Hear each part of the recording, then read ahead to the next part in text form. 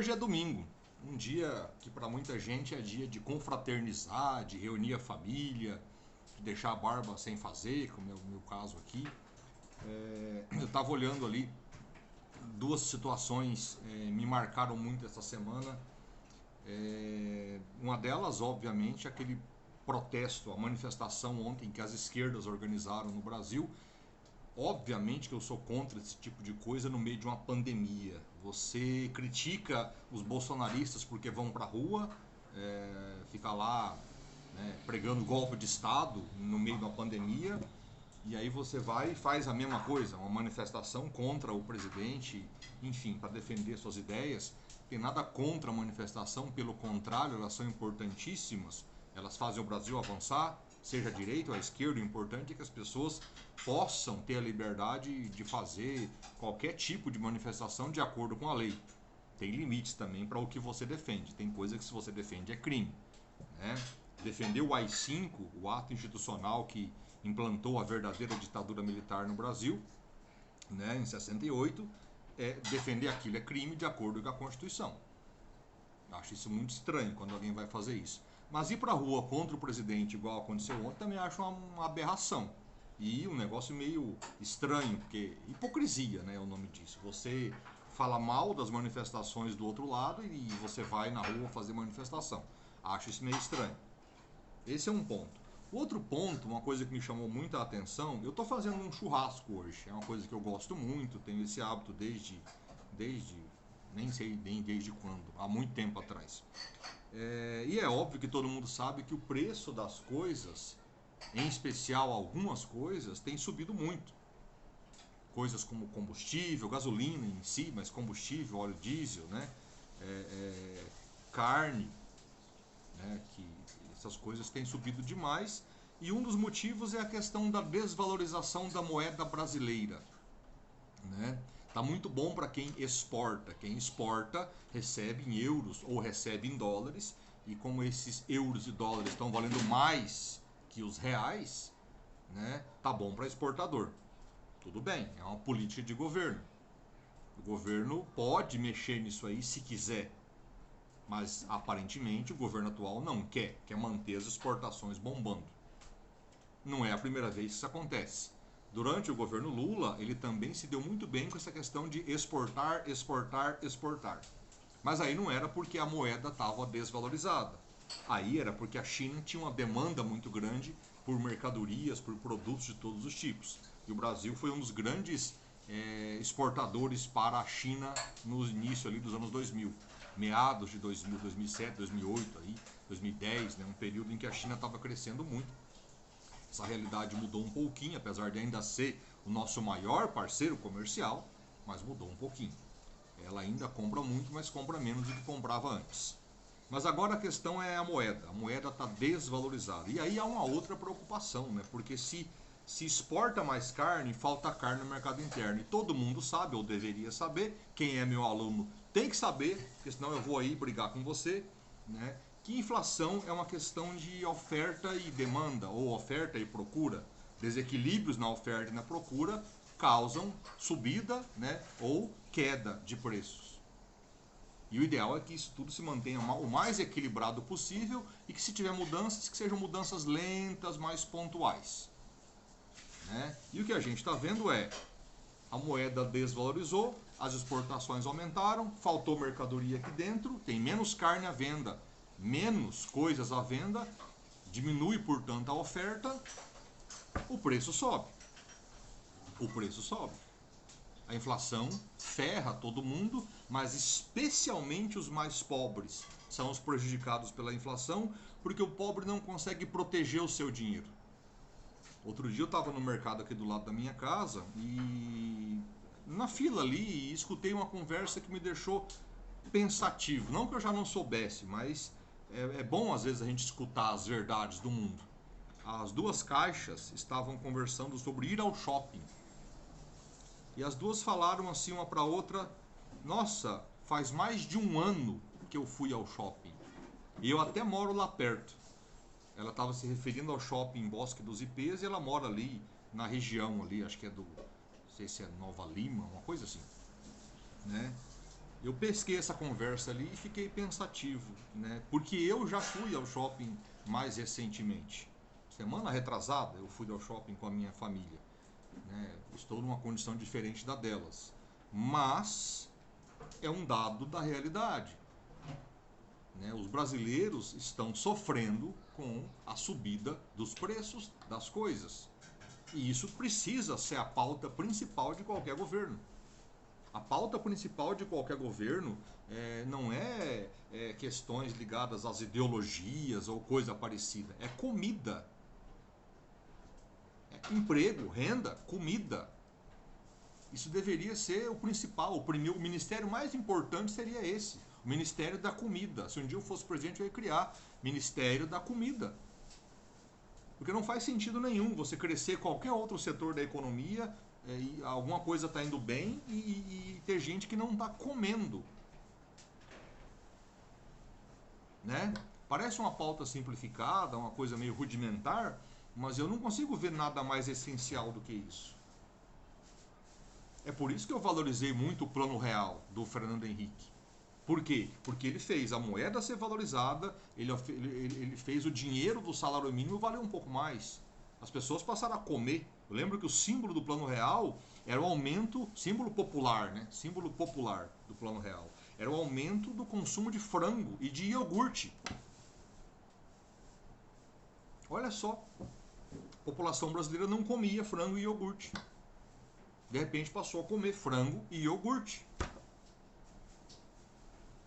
Não está falando de comprar um carro novo, uma caminhonete, fazer uma viagem para não sei aonde. Não, iogurte. Né? Aí veio o governo Lula e eu valorizo muito as políticas sociais do governo Lula, Bolsa Família, dou muito valor a esse tipo de coisa. Como eu disse no outro vídeo, isso nem é uma ideia do socialismo. Programa de renda mínima não é uma ideia do socialismo. Parece, mas não é. Né? E aí é bom aqui ressaltar, o senador Eduardo Suplicy, quando era senador, passou a vida toda falando nisso. Aliás, ele só falava disso. O pessoal até tirava sarro dele, porque só tinha uma pauta. Né? Renda mínima, renda mínima, renda mínima. A vida do Eduardo Suplicy foi isso. Até hoje não conseguiu. Infelizmente para o Brasil. E para o povo comum, para o povo mais pobre. Né? Mas eu valorizo muito tudo que foi feito no governo Lula no sentido de aumentar a renda das pessoas, o acesso ao crédito, o acesso ao consumo, os programas como Minha Casa Minha Vida ou ProUni. Até mesmo cotas na universidade. Eu sou muito mais a favor de cotas sociais do que raciais, mas as cotas raciais levaram pobres, pessoas que não tinham acesso à universidade. Fez as pessoas terem mais renda. Para quê? Primeira coisa, para comer. Que é o mais básico dos básicos. Alimentação. É o princípio da dignidade humana. Comer. Fui muito a favor dos programas sociais do governo Lula. Fui muito a favor do Plano Real do Fernando Henrique Cardoso. E qualquer medida que o Bolsonaro faça no sentido de fazer as pessoas terem dinheiro para comer, eu vou aplaudir. O auxílio emergencial do ano passado, que nem era bem uma ideia dele, mas tudo bem, ele colocou de pé o negócio, mostrou que milhões de brasileiros estavam fora do mercado de trabalho formal, um bando de gente que trabalhava fazendo bico, e que aqueles R$ 600 salvou a vida de muita gente, melhorou a vida de muita gente. A pobreza brasileira diminuiu o ano passado, de acordo com as pesquisas. Agora voltou a aumentar, porque acabou o auxílio emergencial, e o que voltou para pouca gente num valor menor. É preciso acordar para isso. Os pobres brasileiros não podem ficar esperando outras questões de governo. Né? Questões ideológicas, pura e simplesmente. Vamos combater o comunismo. Vamos defender o liberalismo econômico. Meu amigo e minha amiga, para o povo comum, o que interessa é comida. Se você não entendeu isso, é porque você nunca passou necessidade ou nunca quis ter empatia por essas pessoas. Eu nunca passei fome. Eu fui muito pobre na infância, mas eu não passei fome. Longe disso. Longe disso. Né? Minha mãe nunca foi nem da classe média no começo lá, mas Meu pai também até hoje é um trabalhador braçal, né, rural, né, sempre ganhando muito pouco, mas fome a gente nunca passou. Mas eu sempre tive essa percepção do tanto que isso é relevante. Eu espero contribuir para que isso acabe. Por isso que eu sempre voto em políticos que primeiramente pensam coisas que melhorem a vida dos pobres.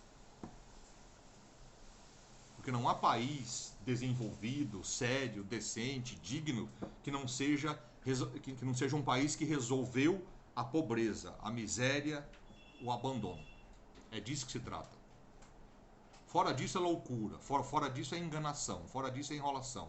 Votem em políticos que têm projetos, sim, de desenvolvimento tecnológico, desenvolvimento industrial, desenvolvimento da rede de transportes, da aviação, sei lá. Mas votem em políticos fundamentalmente que têm projetos voltados à pobreza. Eu vou citar um exemplo. E eu não votei nesse político em 2018. O Ciro Gomes tinha um projeto muito legal que eu li o projeto. Todo mundo ficou falando mal, a maioria nem foi ver o que era. Que era aquele. Ele resumia aquilo para todo mundo entender, né? Tirar a pessoa do SPC e do Serasa. Vou tirar seu nome do SPC. E o pessoal ficou achando que era uma bobajada, que vai imprimir dinheiro.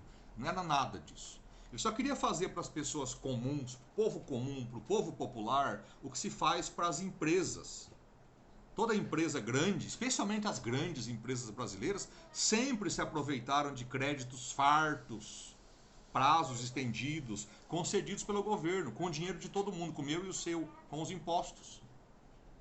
O refis, as empresas refinanciam suas dívidas o tempo todo. Prazos longuíssimos, juros baixos, perdão de débitos anteriores, e o cara propôs isso para as pessoas. Não é que a pessoa não ia pagar a dívida. A pessoa apenas ia ficar com a dívida em outro lugar. Eu devo para, sei lá, por exemplo, Casas Bahia. O Banco do Brasil ou a Caixa Econômica ia comprar essa dívida sua nas Casas Bahia e você ia ficar devendo para o Banco do Brasil ou para a Caixa Econômica. E ele ia refinanciar a sua dívida a um prazo maior, com juros mais baixos. De maneira que você voltaria a ter o nome limpo e poderia voltar ao mercado. Era só isso. Mas ridicularizaram a proposta dele. Talvez porque era para pobre. Talvez porque era para dar dignidade aos pobres. Ou às pessoas endividadas. Então é preciso pensar nessas coisas e parar de maluquice. Nós teremos candidatos sérios na eleição do ano que vem. Que têm ideias sérias para apresentar aos eleitores. De novo, eu citei o Ciro Gomes aqui, mas vai ter outros. Porque tinha outros em 2018. Tinha. Haviam propostas na eleição de 2018 que ninguém quis saber. Todo mundo preferiu ficar naquela briguinha bobinha de direita e esquerda, Lula, Bolsonaro, depois Haddad, Bolsonaro. A política foi decidida por meio de memes e piadas ruins. Piadinhas grotescas. Que todo mundo achava graça. Isso é muito sério. Não pode ser assim. Temos que levar a política um pouco mais a sério. Não é que existe um cidadão perfeito, honesto, nossa, que nunca fez nada errado. Não, isso não existe. Todos nós, em algum momento da vida, fez alguma coisa que se envergonha, que joga contra você. Eu mesmo tenho coisas na minha vida que eu gostaria muito de mudar. Se eu pudesse voltar no tempo, eu mudaria. Não deveria ter feito isso, né? Mas todo mundo é assim. Não é achar o político perfeito. Não. É achar o político com uma grande capacidade de ter ideias e de colocá-las em prática. Acho que esse é o caminho. E, de novo, a saída é combater a pobreza. Não há outro jeito. Não há país civilizado sem que se resolva a questão da pobreza. Depois a gente pensa em outras questões, mas a pobreza, para mim, na minha visão, ela é essencial. Beleza? Eu acho que era isso que eu queria passar, o recado que eu queria passar hoje. Tenham todos aí um bom domingo, um bom restante de final de semana. Esqueci. Ontem teve um debate muito interessante de dois caras da direita brasileira. Eu recomendo que você assista. Para dizer que eu citei o Ciro Gomes, né, que é de esquerda, mais de esquerda, vou citar agora os caras da direita. O Kim Kataguiri, que é deputado federal por São Paulo, e o Caio Coppola, que é um comentarista da CNN, eu acho que ele está na CNN. Eles se destacaram aí nos últimos anos, né, quando a direita ascendeu no Brasil de novo. E o Kim virou deputado, é um deputado muito atuante, um dos mais atuantes que eu conheço, e olha que eu acompanho. E esse Caio Coppola é um cara que faz sucesso aí nas redes da direita, especialmente nas redes bolsonaristas. É um comentarista político de sucesso. Recomendo, tá? O debate foi feito, se eu não me engano, no canal do Caio Coppola, né? Mas o Kim também divulgou o debate. Você encontra aí o debate no YouTube, tá lá. Assista. É um debate de 40 e poucos minutos, sei lá, uma coisa assim. Eu achei muito interessante, muito legal. Né? Não vou dizer quem venceu, mas, enfim, você vai lá e vê. Beleza? Era isso. Uma dica aí. E vamos lá, gente. Vamos encontrar um caminho. O Brasil tem sim como resolver essas questões se dedicar a isso. Se não ficar só fazendo piada. Política, eu sei que piada é legal, mas às vezes é preciso levar um pouco mais a sério a política brasileira. Valeu? Bom domingo. Até outro dia aí, qualquer. Obrigado aí por quem está assistindo. Estou muito surpreso com o tanto de gente assistindo. Fiquei muito feliz. E é isso aí. Até mais. Valeu.